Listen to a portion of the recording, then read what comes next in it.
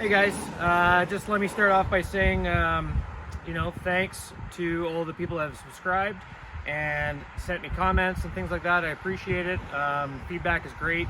Like I said, I'm just starting the channel, and I'm only doing it really when I have time. So I apologize to all my loyal subscribers, like 35 or whatever you are at this point, for not finishing up with that bike winterization storage shed. But I'm getting there. I've just been doing a ton of other stuff, and I'll get to it. So anyways, sometimes I start projects and I have to stop them for a bit. Anyways, I wanted to show you something today, kind of the tip of the day.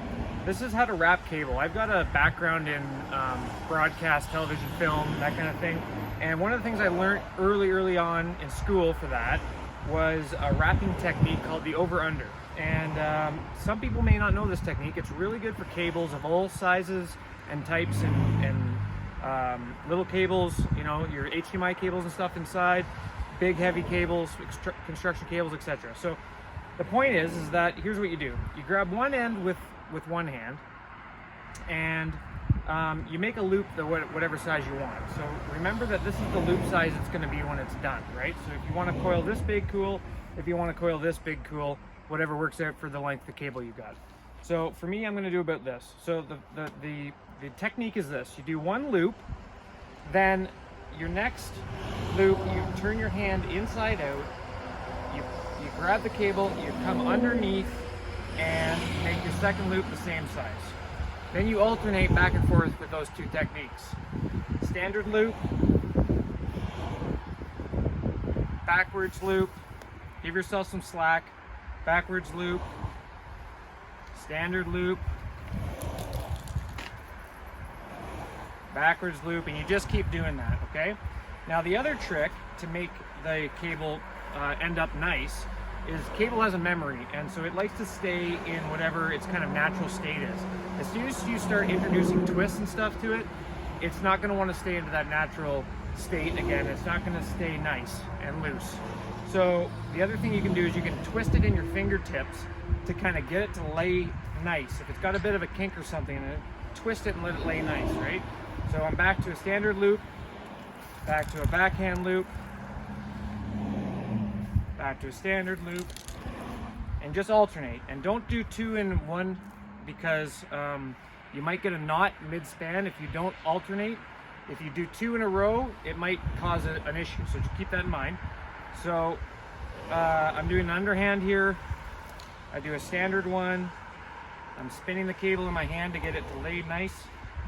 I'm going underneath with my hand. Put my hand backwards. Come underneath.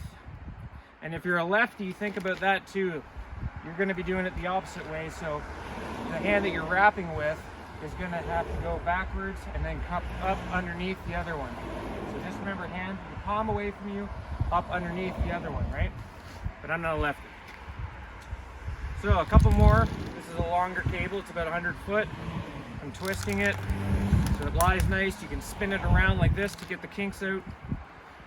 Underneath, standard. And you can usually end up where you're spanning the difference. I use these Velcro ties, which I find the best. You can kind of move them around. They tie up well. If they do get dirty, you just replace them if they don't stick to it themselves anymore.